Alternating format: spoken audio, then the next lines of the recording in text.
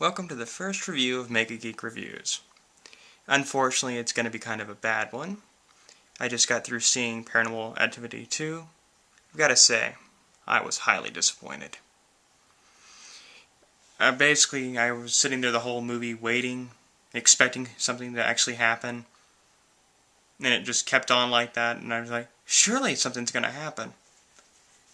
But it really, really didn't, and then about the last 30 minutes of the movie, finally, plot.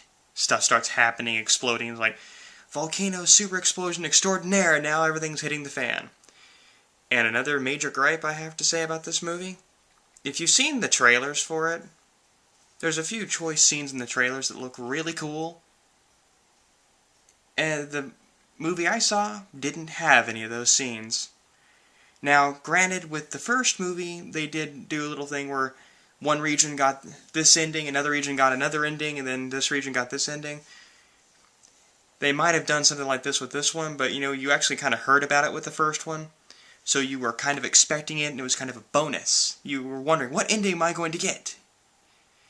Am I going to get the one where Mika gets thrown at the camera? Am I going to get this one?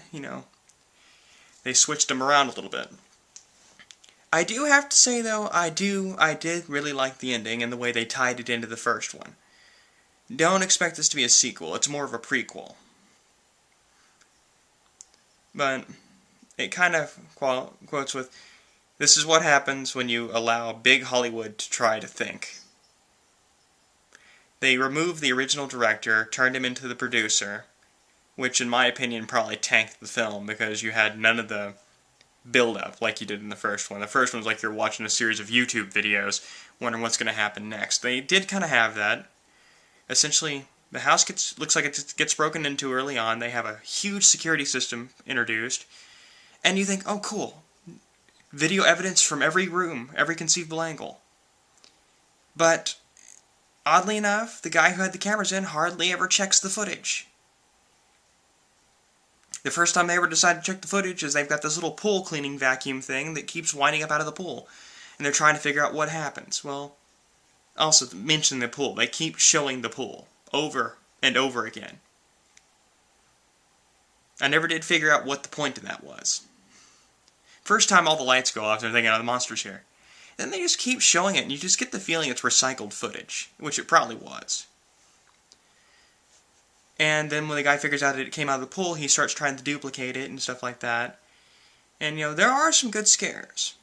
This movie had a lot more of the sudden jump scares, rather than the subtle nuances that the first one did that kind of startled you, but this one also gave it away a lot. There was this little rumbling noise that would always occur, and then you knew something was going to happen. The first one had stuff like that happen too, but, you didn't always know what was going to happen. You couldn't exactly predict every 3 seconds of the movie.